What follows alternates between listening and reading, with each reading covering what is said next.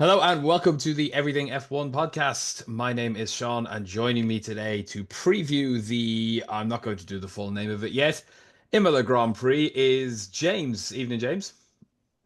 Evening, how we doing? I'm very good. I'm looking forward to a triple header, and we also have Coops. Hey, Coops. Hello. How's it Are, going? are we all looking forward to a triple header? Oh yeah, Yeah, yeah.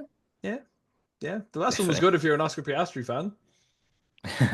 Yeah. Yeah, but this one has Monaco in it. That is Mm. very true. Yeah. We'll see what Monaco goes with two stops. Monaco and Imola, which is it's pretty Monaco kind of, isn't it? But we'll get Mm. into that. There, it's not all doom and gloom. We are, of course, Everything F1. You can check us out on all socials. You'll find us at EF1 official on TikTok and at Join EF1 everywhere else. You can also check out our website, everythingf1.com, for daily news and articles as we get into the summer of motorsport as well. Obviously, there's lots of other competitions on at the moment. There's F2, there's F3 is coming back, there's F1 Academy, there's WEC, there's IndyCar, everything. You'll find all of our news and updates and articles on everythingf1.com. You can also check out our sponsors, theraceworks.com, if you're looking for some F1 or motorsport merch. Theraceworks.com, use code EF1 at checkout for 10% off site wide. And of course, as always, we are doing a giveaway over on our YouTube channel. If you're already listening to us on YouTube, thank you very much. Make sure you hit subscribe. And if you listen to us anywhere else, head over to our YouTube channel. You'll find us Everything F1, all one word. Hit subscribe. That's all you have to do. You go into our draw for a Lego F1 Speed Champion set to give away when we hit 500 subscribers. We're nearly there, so the quicker we can get that done, the quicker you can win yourself a prize. So head over to YouTube channel and hit subscribe. Now then, I'll do it properly this time. Formula One AWS Gran Premio del Made in Italy e dell'Emilia Romagna Grand Prix, otherwise, of course, known as Imola. And I apologize profusely to all of our Italian listeners because I may have butchered that one a little bit. It's a difficult one. Imola Grand Prix, of course, this weekend, returned to Formula One a couple of years ago. 4.909 kilometer track, 19 turns. You know, it's thrown up some should we say politely and not drill it up too much, memorable moments in Formula One history. Of course, we can't talk about Imola without thinking at least about 1994, when, of course, we lost Ratzenberger and Senna. But last year's results saw Max Verstappen on pole. He went on to win the race with Lando Norris and Charles Leclerc behind him, and George Russell got the fastest lap. So, ooh, right off the bat, James, what are your thoughts on Imola? I think it's one of those. It brings back nostalgia of Formula One history. I think back to it's probably the best race that we've had without any overtaking. I think back to Alonso and Schumacher 2005. I think that sort of sums it up. Probably actually the track. It's obviously hard to overtake. And while when it was off the calendar, I don't think Formula One particularly missed it once it left. In was it 2006? I think it was the final race, and obviously it came back with COVID during 2020. And I think it served quite a good purpose. But like you say, it's tight. It's high speed, medium speed corners, hard to overtake, especially these big, large cars. Only really one overtaking spot, isn't there? Really. Um, so yeah, but I do like a classic circuit with classic corner names, with Aqua Minerali being a personal favorite of mine. That's just an absolute quality corner name. So yeah, I'll miss it for the corner names, but maybe not for the racing, to be honest. Yeah, it's nice to go. Obviously, we're getting into the European season now, where a lot of the tracks now have corner names: Imola, Monaco, Spa, all had Silverstone, of course, all having the names for the corners rather than just the numbers. But yeah, you're right. We have some very exciting racing when the cars can get a little bit closer together. We had some shall we say, interesting crashes a couple of years ago. I'm going to Mm. casually hide the 63 on my jersey for a second while we talk about that. Coops, what are your thoughts on Imola? This potentially the last race here. It doesn't look like they're getting a new contract. Are you going to be sad about that? Do you like these nostalgic tracks, or is it just not made for modern Formula One anymore? You've got a bit of a danger when you talk about nostalgia and tracks because people forget. It's like, yeah, but it's similar and it's nostalgic and this is it and this that and you're like, but yeah, see if you took Imola out of the fact that it's the Imola track, probably a pretty boring race. Or as we kind of talked before we started recording, Formula One's probably outgrew the track, like a lot of the older tracks around Formula One, Monaco. Anyway, so yeah. I mean, no, if it falls off the calendar, it falls off the calendar. It's one of these things. I mean, if they're going to, if Spa's going into rotation, no track is safe. Hmm. Mhm. So Yeah, I'd rather keep Spa than Imola, 100%. Yes, I think I'd rather keep Spa than Imola as well. But then, of course, it's always this sort of line of hypocrisy, isn't it? That, we complain about Imola because there's no overtaking, and where are we going in literally 1 week later is Monaco. And we throw all of the accusations of, oh, you can't overtake here, and then we go to Monaco. What was the safety car on like lap one, and then we just sort of crossed our fingers last year and hoped that Charles Leclerc didn't stuff it in the wall for 73 laps. Because there was they've had, there was no other chance he was going to lose that race. There was no chance for Ferrari to mess up the strategy, basically. Hmm. well, I mean, they've actually had to change the rules to try and make Monaco more exciting. So That is yeah. true. That is definitely true, and maybe that's what something like Imola needs. Of course, they are introducing this year that there'll be 2 mandatory pit stops in Monaco this year. Maybe a track like Imola needs it, but then are you getting into just gimmicky territory? Hard to know, Hmm. but let's have a look then at how we reckon the teams are going to do this weekend, and we'll go from back to front to get the easy ones out of the way quickly. Coops, Sauber, expecting much from Hulkenberg and Bortoletto this weekend? No, they're going to turn up. But They'll be there. That's hmm. that's just a fact. Yeah, that's a given. And that's pretty much all I'm going to say about that. Yeah, Oh okay. no! Oh, another thing, the car will be green. Yep, I think you. Oh, do you know what's going to happen now? They're going to turn up with Yeah. like a red one or something like that. Or a silver one to throw back to their old Sauber sports car days. RB then, James, what do you reckon? Will Liam Lawson finally prove that maybe he deserves to be in Formula One? Because it's getting harder and harder to defend him. No, I don't think he will. I predict that I think Hadjar's going to get points. I think I'll probably predict that for the rest of the season. To be honest, I love the kid. But I think obviously it's a track that has Lawson actually raced that in a Formula One car? I don't think he No, has because not he always did the not in second half Formula of the One car. seasons, didn't he? I'm sure he's obviously probably raced on it in an F2 car. So unfortunately, that's the problem with Lawson's track record at the moment. Is that he's sort of done the same circuits twice, really, isn't he? In the 2 seasons. So no, I expect Hadjar to be up there in and around the points, and Lawson probably, I don't know, 13th, 14th. That's what I'm going to predict for Racing Bulls this weekend. Yeah, I think that's perfectly fair. It will very much be it'll be a qualifying track, I think. And with that in mind, I mean, Hajar has been, let's be honest, been lightning quick. He's been very Mm. impressive. Um, of everybody so far, unfortunately, F1 25, the new EA Sports Codemasters game released all the driver ratings a couple of weeks ago, and they rank is it Hajar the slowest? He's only got like a 68 ranking, and somehow Kimi Antonelli a Yeah. 69 ranking. And they revealed it the weekend that Kimi got a sprint pole. So, just really poor Yeah. timing from EA on that one. And Um, because Jack Dillon was above both of them, wasn't he? And he's yeah, already out of the game it's just been essentially. sacked. Yeah, Yeah. yeah, So I think that game comes out in a couple of weeks, and we'll have a yeah. review on it on our YouTube channel as soon as it's available. So plug, get over, subscribe. Nice. But yeah, they have a couple of weeks now to basically change half the game Yeah. because they released it at an awkward time. But No, yeah, it's let's. it's the phrase they use for games now. It's called day one patch. Oh, that's it. Yeah, Yeah, yeah. that's exactly what it'll be. It'll be the day one patch where half the driver lineups change. Mhm. Because even at that, when we'll get onto it a little bit later, but Colapinto might not be there by the time the game actually comes out. So One of us could be driving for that team Yeah. the way they're playing. Yeah. Did I not tell you? I've put my application form in to run it. here's here's me doing the live report, and oh, that looks really realistic. Yeah, I'm actually in the Alpine. Oh, that'd be fantastic. I think I'd be safer at home.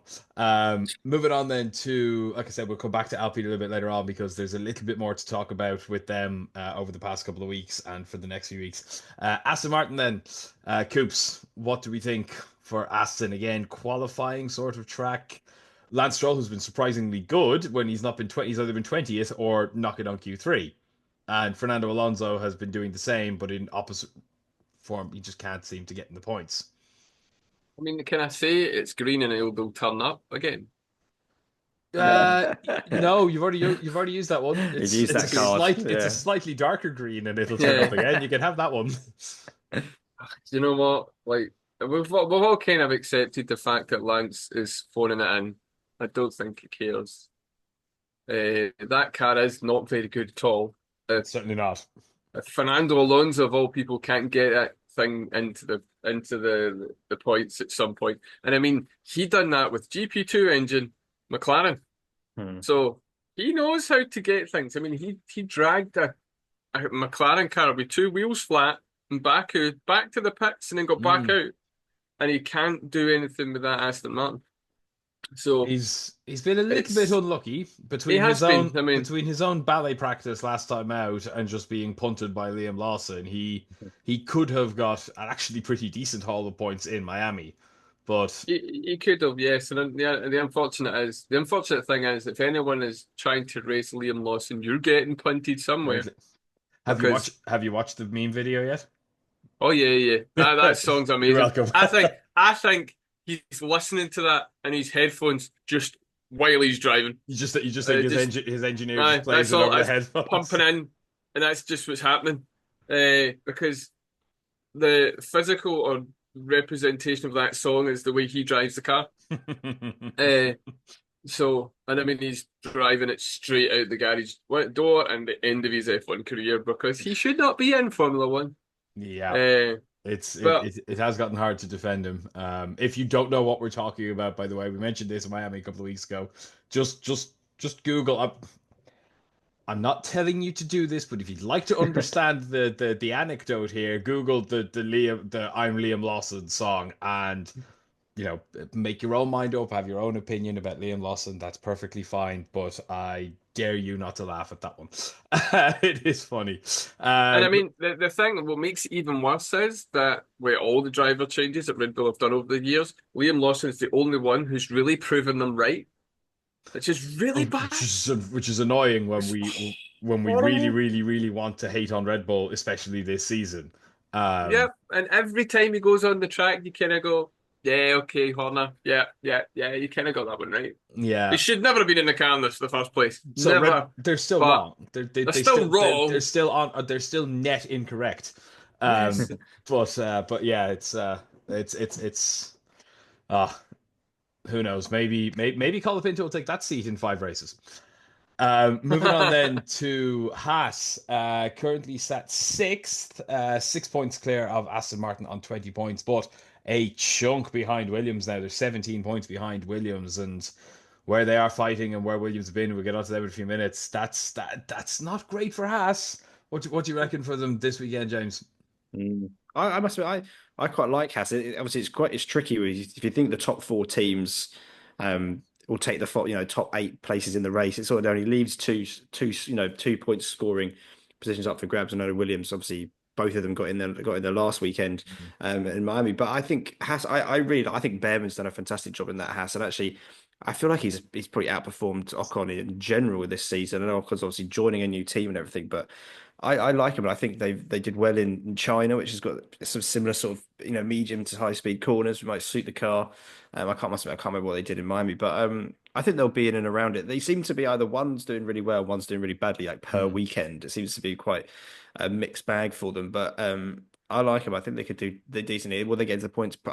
Probably not. I think the Williams might be snatching that at the moment because they are that step above, especially they showed in Miami. I don't know if they had upgrades there, but they definitely moved forward in that respect. So, and seem to have been the best of the rest in general. But I think I think they could be decent. You never know, may scrape a point. It could be a bit of a crazy race. If anything, I hear there could be a little bit of rain on Sunday, but I think we say that every weekend in Formula One, hoping.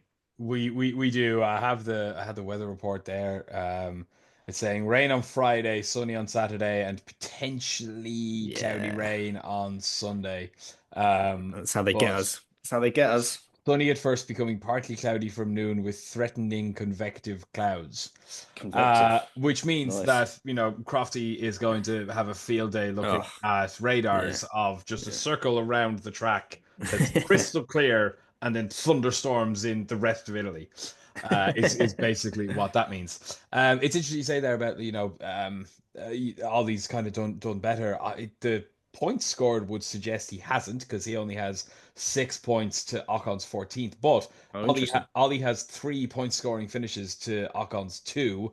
Where Yeah. that really really affects though is Ocon obviously got fifth in In China, China. wasn't it? Yeah, Yeah. fifth in China, eighth in Bahrain. Ollie had eighth in China, and then 2/10 back to back in Japan and Bahrain. But Interesting. where they're falling off elsewhere, Ollie is doing a bit better. Obviously, he retired in Miami, but he was 13th in Saudi, 14th in Australia. Ocon, by comparison, has a 13th and 18th, to 14th and a 12th. So, with the exception of that fifth, they're very evenly matched, Around each other. which you could fairly say is better in Ollie's favor, being the rookie. Yes, obviously, Ocon moving into a new team. Ollie did have a couple of races with them last season, but I mean, Ocon's been in the sport for a long time now. Yeah. So yeah, I think Ocon's a good benchmark for someone like Ollie Behrman. And yeah, let's hope they do well this weekend. But Williams, of course, they were the big winners in Miami. Alex Albon had a fantastic fifth. Carlos Sainz finished ninth, which he was a little bit unhappy about. I think it's fair to say. This is not how I go racing, was his quote. I think things calmed down a little bit. They talked it out. They realized, there were extenuating circumstances of that one. But what do we reckon for Williams this weekend, Coops? Will this track suit their car? It's very tight and twisty compared to Miami, which is just super slow speed and then high straights. I think so. Look, Carlos Sainz really needs to kind of buck up a wee bit. He's kind of settled himself in after a poor start, but I think did he not? Was it the sprint where he clipped a wall on the left hand side and knackered it up, which caused all the drama?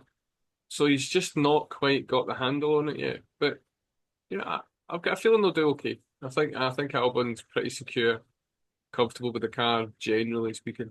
I think the car can be a bit peaky. I don't think they've found the operating window that works, like generally works with every track. I think when you get to this, obviously we know with this generation of Formula One cars, the operating window is very small. But I think they should be fine. I think they'll be in front of the Hasses, that's for sure. Yeah, I think so. And we said it last time out. They're sat there they're 17 points ahead of Haas. They're on 37 points. So they're already the best part of 60 behind Ferrari. But 17 points ahead of Haas I'm looking at the stats here, the results of the season so far. Out of not including the sprints, out of 12 potential points finishing positions between two cars over 6 races, they've only missed out 4 times, and 2 of them were retirements for Carlos Sainz. The other was a 14th and a 12th, respectively, Sainz to Albon. So they have pretty much been in the points as much as they possibly could be in the points. And to your point earlier, James, on if the top 4 teams are scoring the top 8 positions and it's those bottom 2 points, those are exactly the positions with a couple of eighths and fifths here and there that Williams are getting into, and that's exactly where they need to be. But they catch the top 4, it's very unlikely. But it's pretty likely that, as we said before, they're probably going to end up in a position where Aston were previously, of just being kind of wedged in fifth. No Like man's land. a Yeah. complete no man's land, not a snowball's chance in hell of catching the top 4, but equally as good. Like there's no chance anyone behind them is going to catch them, bar a Brazil 2024 happening 3 times and Alpine getting 6 podiums. But I don't think that's going to happen. Alpine can't even get a team principal at the moment. I'm really teasing up Alpine. We will get to them. We are teasing them. Let's get to those top 4 though. We'll start with Red Bull, who are bringing upgrades this weekend. Have had, they had both drivers scored points last time out. Yuki Tsunoda did get in with 10th place in Miami, but they are already quite a way behind McLaren. They're the best part of 150 points off McLaren. And that's it, unassailable, I would say, when McLaren don't look like they're slowing down. But what do we think for James for this weekend for Red Bull? Obviously, the big factor in that is just Max Verstappen, because obviously he was on pole in Miami. He dominated from the front in Japan. So I suppose we might even do this in 2 parts. How do you think Max will do? And then how do you think Yuki will do this weekend? Yeah, it's an interesting guy. I know obviously that there's been a lot of talk in the week about McLaren's brake system and and how they're keeping their tyres, keeping their tyres. I think Toto Wolff said that actually, we can match them over one lap, but they just can do it every single lap. And I think that's definitely what we're seeing in qualifying, that the teams are much closer, but actually when McLaren can get into free air and actually run their race, they are much quicker. So I expect Max to be still right in and around it. I think Imola's also a bit of a driver's circuit. I think because it being narrow, free flowing, I think that sort of leans into the driver can make a bit more of a difference. It's undulating, there's some tricky braking zones down into the Ravazzas at the bottom of the hill, things like that. Aqua Minerales, so not Aqua Minerales are tricky, but then very Alti Anta at the top of the hill as well. So there's some tricky corners. So I expect him to be in the top three. I think by default, it feels like it's the two McLarens and Verstappen are going to be in around that top three.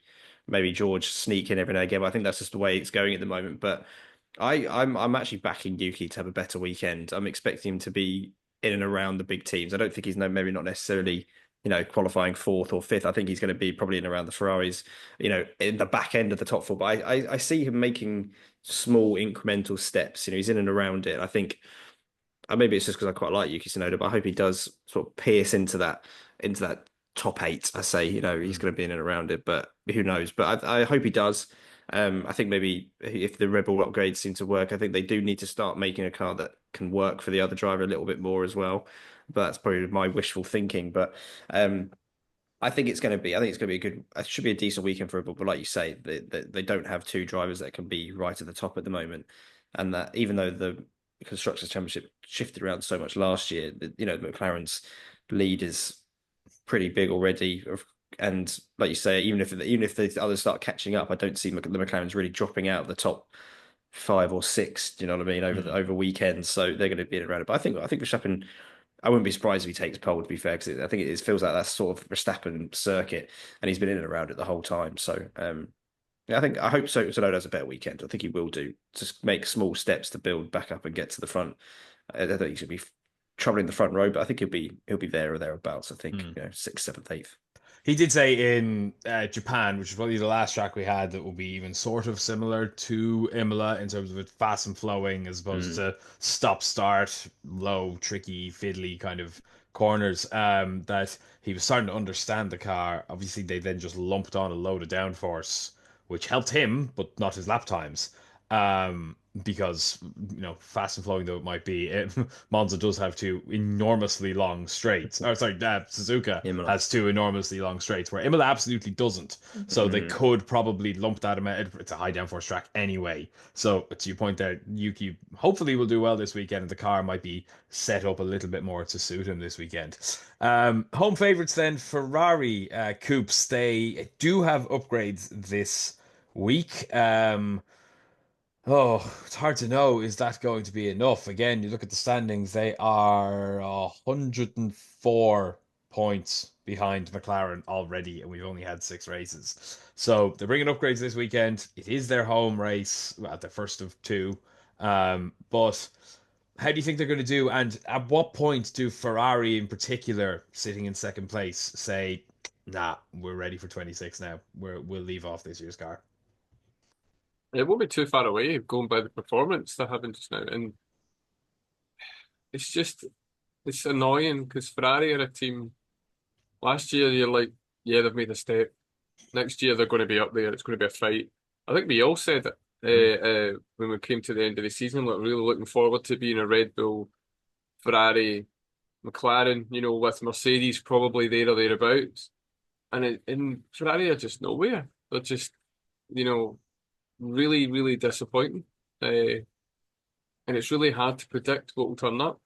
They could end up 8th and 9th with just no pace, or they could end up lucking into some decent strategy calls and end up in the podium. I think Hamilton will still struggle slightly compared to Leclerc because I just don't think he's quite getting a handle of the car. He's fast becoming the Ricciardo of Ferrari, where he just isn't getting a handle on it. And slowly but surely, Formula One is starting to retire Hamilton. Whether that'll be the same when the new regulations come in next year, I don't know. But at the moment, it's just Formula One's moved away from him, and he's just not quite able to adapt to it. And the cars don't help it. Let's hope that these the upgrades that they're bringing will do something, because they need the upgrades. That's the point. It's not like they're near the front and McLaren are brilliant. They need the upgrades to keep them up there, to keep them close, to at least try and get something. You know, I don't think it will be that long before most teams go, do you know what, with a couple already have. I think Mercedes have. I think they've got some in development channels already, but I don't think they're making any more. I think Aston Martin said pretty much from the start, and I think Stake are similar.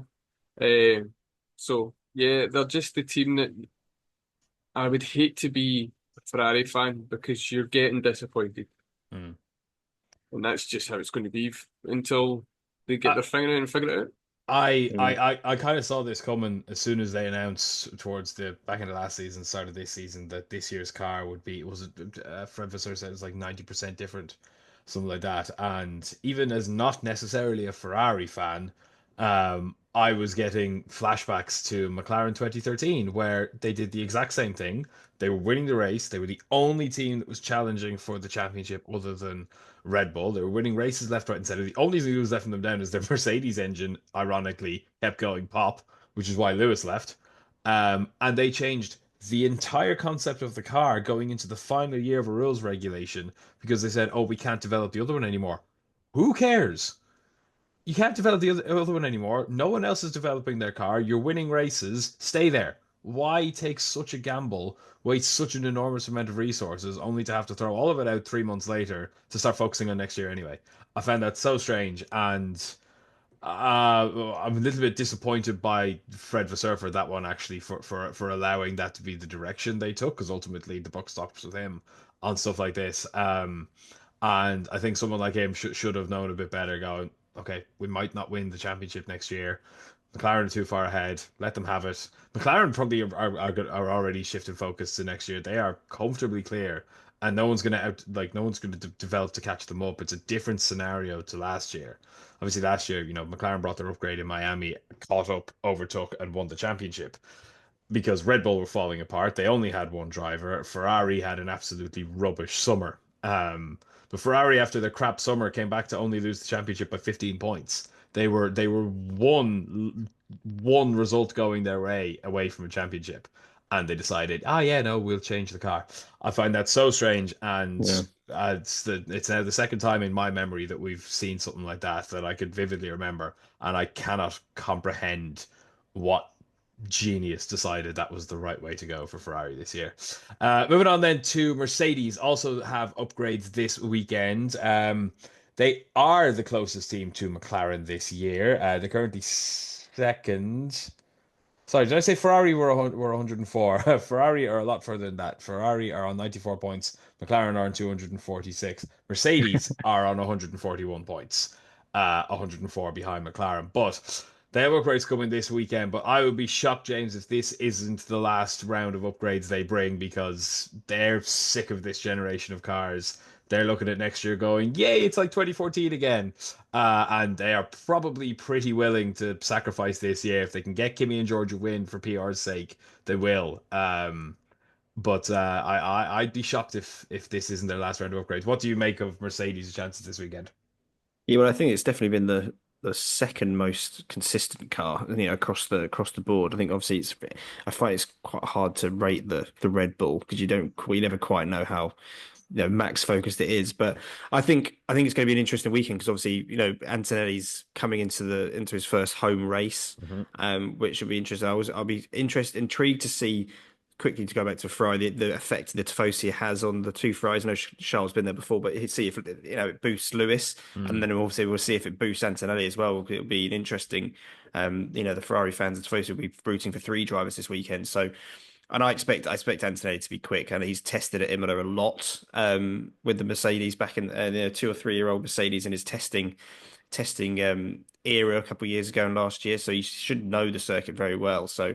And I'm sure he raced there in junior form and everything like that. So I think they're going to be good. I think they're probably the second team to beat this weekend. If Max is in and around it, I think those two are going to be up and down. I think Anthony, I think he just keeps getting better and better, and he's pulled out a few really good. Obviously, he got the pole position for the sprint race in Miami, but it's been a few times that he's been really up and around it. So I think they could be good. And I'd like to think they're going to continue with the upgrades until maybe the summer break, for example. I think that's probably where going to be most the final bits of cut off will happen anyway.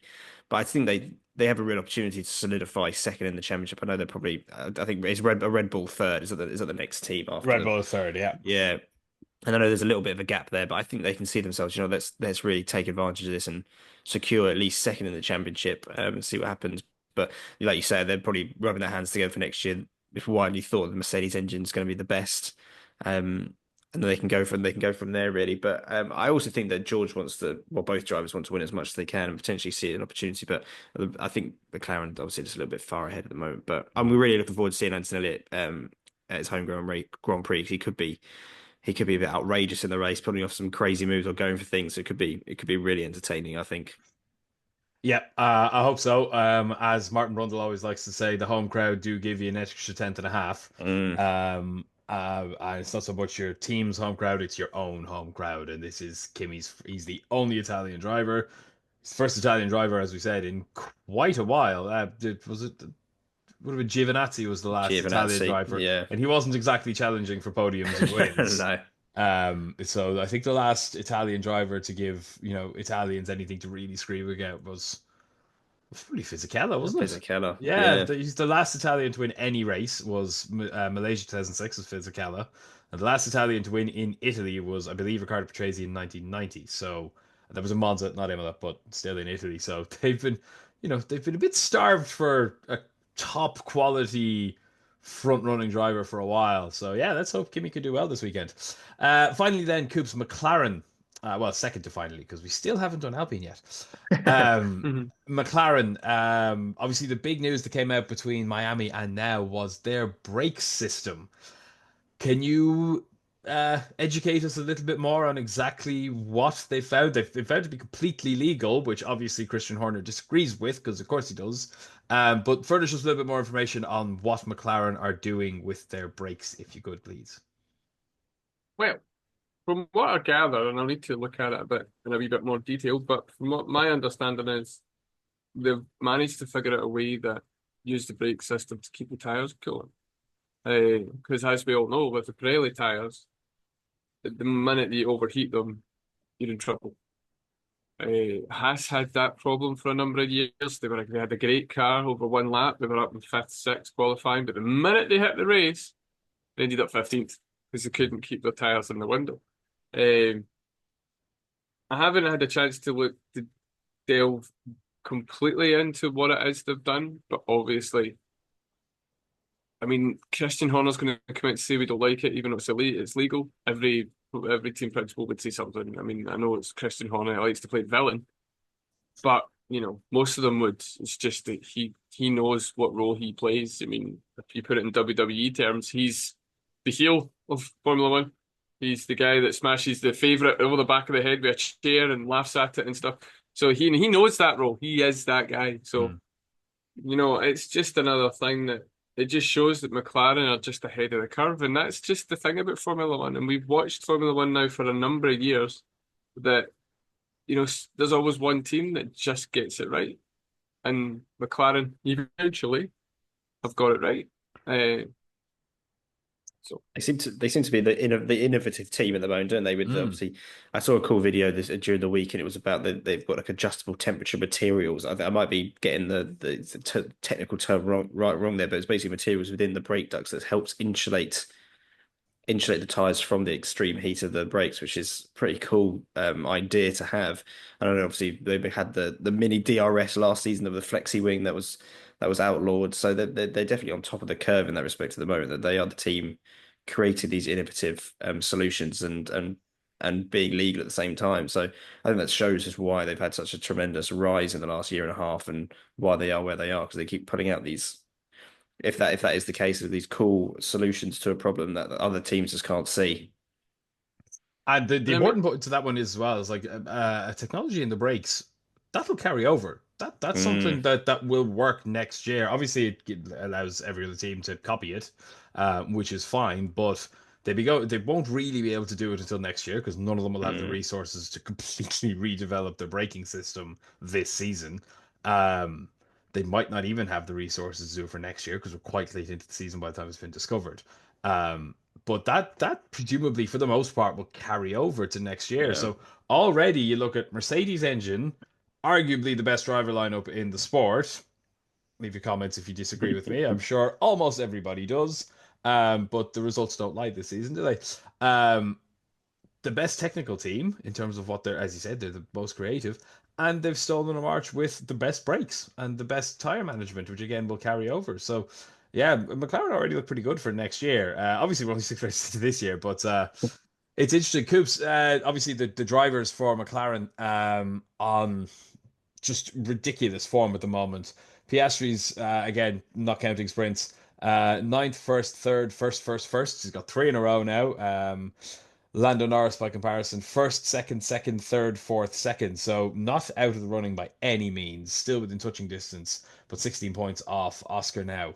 But we're coming into a run of races where this is where Lando really started to turn it on last season. I think we saw Oscar's tire issues were still a problem last year. This braking thing seems to help him more than maybe it does Lando. But what do we expect from the McLaren drivers this weekend? Who does Imola suit more? Now, before I jump onto that, I had a quick look to find out a bit more about the brake system. So Red Bull, being Red Bull, decided to shoot a thermal camera at McLaren at Miami. And they realised that the McLaren rear brake system was running consistently cooler than theirs. And they went, what's going on? So there hasn't been any kind of brief of what they've done, McLaren, but it's to do with the rear brake drum, which is basically just cooler in general than any of the other teams. Because the heat from the drum goes to the tyre, which causes the issues, which means you have to slow down, you have to do all that kind of watch your tyre temperatures, get out of the dirty air. They then ran to the teacher and said, they're cheating. The FIA went, all right, okay, fine. They had a quick look, done some testing and went, it's legal. They haven't said what it is they're doing. McLaren, for obvious reasons, are going, we are not doing anything, just a break. It's fine. So there's some sort of clever tactic, or not tactic, engineering that they've figured out when they've designed the rear brakes. It's the rear brakes that seem to be the focus at the minute. Whether the rear brakes, the way they work the rear brakes translates to the front, I'm not sure. But it's the rear brakes that Red Bull were complaining about. And however they've managed to do it, they basically just keep their brakes cooler consistently. So how they've managed to design that is the question that Red Bull are going, what are they doing? Basically, it's because they never thought of it first. So that's why. So there you go. Moving on to the drivers. I'm going to go with Piastri. I think Piastri's going to nail it on. I just don't. I still just can't get my head around why Norris isn't getting rid of these mistakes, and why Piastri can just jump in and just seems to be consistently getting on with it. I think there seems to be an issue over pressure. I think Norris is putting a wee bit too much pressure on himself, or he just isn't able to get those wee kinks out, because we've all seen them. You know, if anybody who watches Formula One with any kind of consistency, Lando gets himself in good situations and makes wee mistakes or misjudgments. We saw it this season when he was battling George Russell in Bahrain. He just made the wrong decision, and he kept making the wrong decision. Or it's not necessarily the wrong one. It's more that it's the one that's easy for someone else to deal with, or it's the more predictable maneuver when it comes to passing. We talked about it when we were watching the Grand Prix the last time about racecraft. He just doesn't quite have the same racecraft as Piastri does. So I think they'll both be up the front, but I think this is at the moment it's Piastri's. It's not Piastri's championship to lose because we're too early on, but it's his to win, which we weren't thinking that to start off with. We were kind of thinking Norris and Piastri will probably push Norris, but now it's the other side, which is it's quite interesting. I think when we get really to the nitty-gritty in the second part of the season, it's going to be interesting how the teams work it, because I think the last time McLaren had a driver feud go for a championship, it didn't end well. They've not got a good track record with that, have they? I assume you're not talking about 2010. Well, I'm talking about Alonso and Hamilton, and the fact that that team should have won the championship and should have won constructors. It was the best car out there. They ended up winning nothing. Nothing at all. Get disqualified, in fact. They got disqualified indeed, which led to car number 23 winning the championship on consecutive years. The couple other wee bits to touch on before we go into the epic discussion of Alpine, Oh because yes, wow. go ahead. So the swearing fine has been reduced from €40,000 to €5,000. Yes, Should be zero, but anyway. They've also clarified the difference between controlled, essentially interviews, i.e. the paddock, and the post race interviews and stuff like that. Which I think we've kind of said that a couple of times now. I think we're in full agreement of we don't want Max Verstappen, just going to pick on him for a sec, going in swearing and blinding at the press, because there's just no point and that's not fair. But on his radio, which is now uncontrolled, they're classing that as, he could say whatever the hell he wants, which I'm sure makes Yuki Tsunoda very happy as well. Yes. Also, while I was just double checking any other news, the FIA president, our friend Mohammed bin Sulayem, who is running the FIA really well. Yeah, really well. We definitely didn't do a whole video on how well he's doing. Yeah, he's amazing. He's amazing. Anyway, so apparently he's put in some proposed changes to the statutes of motorsport's governing body that appear to further extend his control. Interestingly enough, the members have signed NDAs, so the BBC, who's seen this confidential document, haven't been able to get people to officially come out and say it, but some folk have talked kind of quietly. Because this NDA thing in the FIA seems to be part of his plan. Where it basically it does things like it stops, like it puts a limit on when people can stand against him, which means that he could ban someone from standing against him if it doesn't meet a certain criteria. Like, he can do it. He's also, there it is, he's brought forward a deadline for candidates for December's presidential election, so he's just basically moved the goalposts. Is it tomorrow or something? Yeah, basically like, oh yeah, so you were thinking too late, we'll change that. Yeah. He's done that from a panic that Carlos Sainz Sr. is seriously definitely going to beat him. And would walk into that job and stay in it until he dies. Yep. So the BBC here have also noted no critic was prepared to comment on the record about the changes. Many are bound by non-disclosures, which I just touched on. The proposals, one said, most proposals aim at some sort of consolidation of power, more centralised control, and trying to eliminate independent checks and balances. Now, that has never went down well in any situation. Another document contains proposals that were very cleverly written. It's taken a very moral high ground, they said, or it's appearing to, whereas in reality of it, it's probably less so. So, and someone, and William criticised last night, worrisome concentration of power by some of its member clubs. So obviously, like, that kind of language coming out from the members is really worrying about what he's trying to do. Like, you've done 4 years. You've basically messed it up. Just move on. If someone else comes in and decides they want to do a better job, then it's a weird thing. It's a weird thing to want to kind of run dictatorially. Because it's the best one in the world. Yes, okay, it's a very, very senior job and it oversees almost every major motorsport in the world. So what? You don't have control of a country. You don't have control of like a nuclear arsenal. You don't have control of a military. You have control of some very rich people who drive around in circles once a week. Yes, and he what just, a control freak. He just wants to seem unbelievably important and like, you will not take my bag of Skittles off me, that I'm the master of the Skittles. Like, you're like, just chill. It's a bag of Skittles, man. Relax. Just go in the corner and sort them out into colours and pick the one you want to eat first. just like that. That's not a hint about what I do with them, by the way. That came too quickly to you, I think. Oh no, I can't. M&M's, anything with colours, they have to be in order. Can't eat them unless they're in order. Anyway, so it's another we could probably, when we get a break after this, the triple header, we're going to need to sit down and try and kind of work out, have a discussion with our fellow Everything F1ers about Mr. Sulayem and his decision making. And if you want to hear our previous thoughts from a couple of weeks ago on our good friend Mohammed bin Sulayem and his just terrific way that he's managing the FIA. Check out our YouTube video from a couple of weeks ago on exactly that topic. And if you're watching on YouTube, I'll link to that one below in the video description, so you can go back and have a look at that, because as if he couldn't get worse. But yeah, apparently Carlos Sainz Sr. wants to run. There isn't a conflict there because someone brought it up. Why could Susie Wolf not run, but Carlos Sainz Sr. can? That's because Toto Wolff has financial interest in Formula One. He owns the Mercedes. He's not just the team principal having a say in how it's run. He owns the damn team, which means he is financially connected to Formula One. Carlos Sainz just gets paid by Formula One. He has no financial backing to it whatsoever. He has no say in how anything is governed or run. What Carlos Sainz Senior, Junior, this is no say whatsoever in how anything's run. His father being the head of the FIA.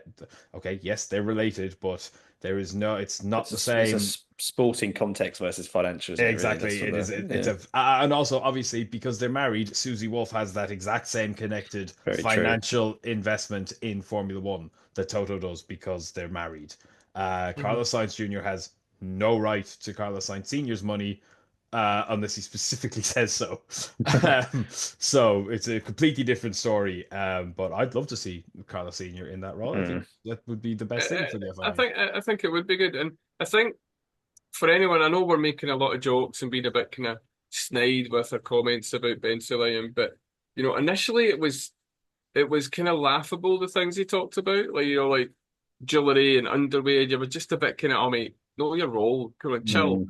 This is getting quite serious, and the language and the behaviours, it's just really quite scary if this man is able to put these things through. I know that his name escapes me, the head of Motorsport UK. Richards used to be ProDrive's. Dave Richards. He's taken him to court because he was denied entry to a meeting because he refused to sign one of those NDAs, which is again a right that he has, but as the head of Motorsport UK, he's allowed to be there. He's a member of the FIA, an FIA member. He refused to sign an NDA because they were like, everyone needs to sign that before they get into this meeting. He's like, well, why? I need to go back to my members to discuss this. This is, and they went, well, you're not getting in. So he's taken them to court. So there's so many other things going on. It's just a very strange set of behaviours from this man. And it's going to rumble on in all intents and purposes. And for me personally, I just wish December would hurry up and we don't have him for another 4 years. Because I would rather be where it used to be before. We touched on this a couple of weeks back, where it's Jean Todt, the head of the FIA or FIA president, and that's it. So you'll really see him. He might come on for a wee special interview about a certain thing, or if or like we said, let Flavio have that and just bring back the bunga bunga parties of Max Mosley, because it can't be worse, can it? No. But yes, that is. Didn't think he could get worse after a couple of weeks ago, but they give it and they take it away, don't they? It's like, okay, I won't fine you for swearing anymore, but by the way, no one better dare challenge me, or you might end up in a river. Is kind of what that language is suggesting. Right then, Imola, back to that very quickly before we finish up. Let's have some predictions for the weekend.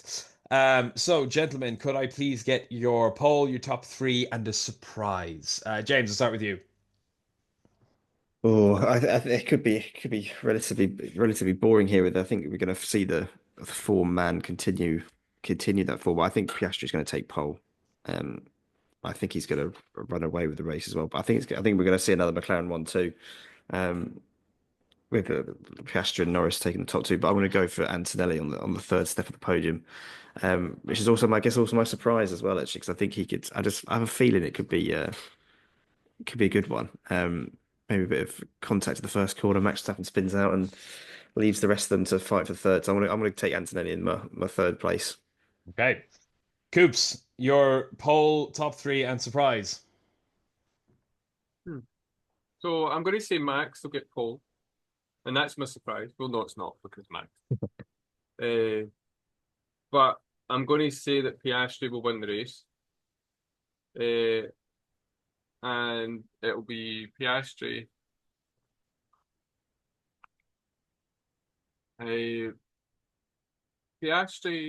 George Russell, Max Verstappen top two. Okay. What is your surprise? That top three. Okay. Well, I'm going to say Lando on pole. I know I say that every week, but I do actually think 2 week break will have done him the world of good. I think this track will suit him if he could just stay in his head. Fast flowing. If he can get into a rhythm, he'll have a full suite of practice. It's a completely normal weekend. Hopefully, the alleged rain on Friday won't curtail practice too much. If Lando can get into a rhythm, I think this track will suit him down to the ground. And I think he will be much quicker. So I'm going to say Lando on pole. I think he'll win the race from there if he can get off the line properly. I think George is going to finish second and Kimmy's going to finish third. That is my shout. But that's not my surprise. My surprise, and I'm really sorry to my girlfriend who's sitting downstairs who's going to kill me when she hears this, is a Ferrari double DNF.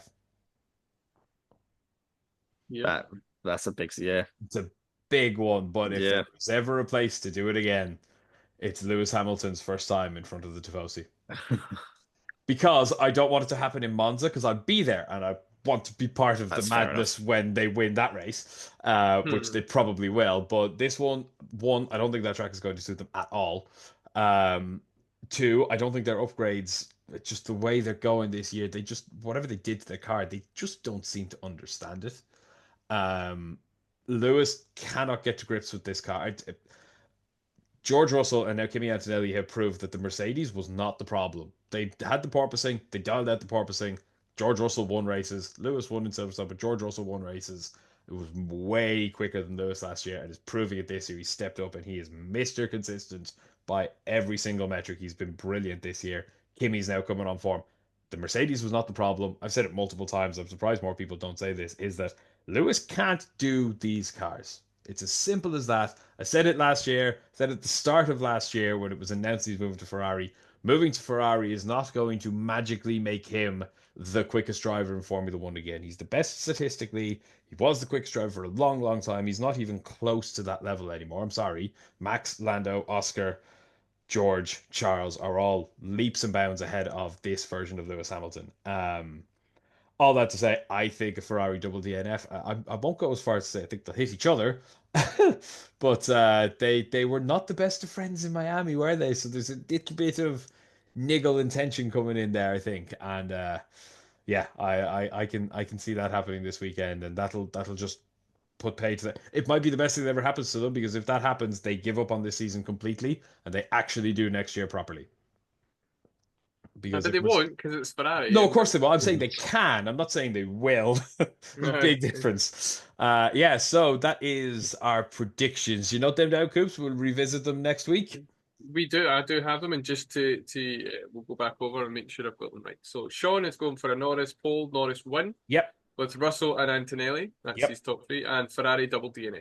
Sorry, but yep. Yep. I am going for a Max pole, Piastri, Russell, and Max as the top three.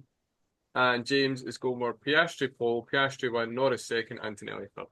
So let's see how wrong we are.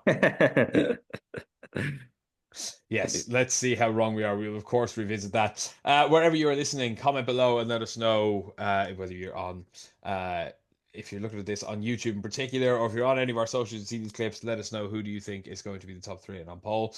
If you are listening on YouTube, of course, we do stream all of these episodes live now on YouTube, so we'd love to get you involved in these, get some questions coming in, get some interaction, get your opinions as we're going through this as well.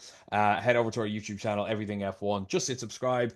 Ding the bell as well, and you get notified when we go live. We usually record our episodes on Tuesdays or Wednesdays, depending on our own schedules. But we'd love to get you involved in that. Best way to do that is over on YouTube. We stream live, so head over Everything F1, hit subscribe, hit the bell, and get involved with us. And of course, as soon as we hit 500 subscribers, we will be giving away a Lego Speed Champion set. So nice prize for you there, just for hitting the subscribe button on our YouTube channel. Very lastly, then, I will give you the times for the race this weekend. Again, Spoggo standard European race weekend. So the times, UK Ireland, are delightfully average. Unless you've got plans on Sunday, in which case, ignore me on this one. Friday, practice 1 will be at 12:30 in the afternoon. Practice 2 will be at 4. Saturday, practice 3 will be at 11:30 and qualifying will be at 3. And then the race is the perfectly reasonable and normal European time of 2 o'clock in the afternoon, which is delightful. So we will leave it at that. Thank you very, very much, gentlemen, James and Coops. Thank you very much. Thanks a lot. I have been Sean. We have been Everything F1. Go check us out on all socials. Subscribe to our YouTube channel. Head over to our website, everythingf1.com, for daily news and articles. And as always, check out our fantastic sponsors, theraceworks.com, for all of your F1 and motorsport merch. Use code EF1 at checkout for 10% off site-wide. We'll be back next week to review the Imola Grand Prix and to get straight into the preview of Monaco, because, of course, this is the start of a triple header. But until then, we will say goodnight and we'll see you next week. Bye now.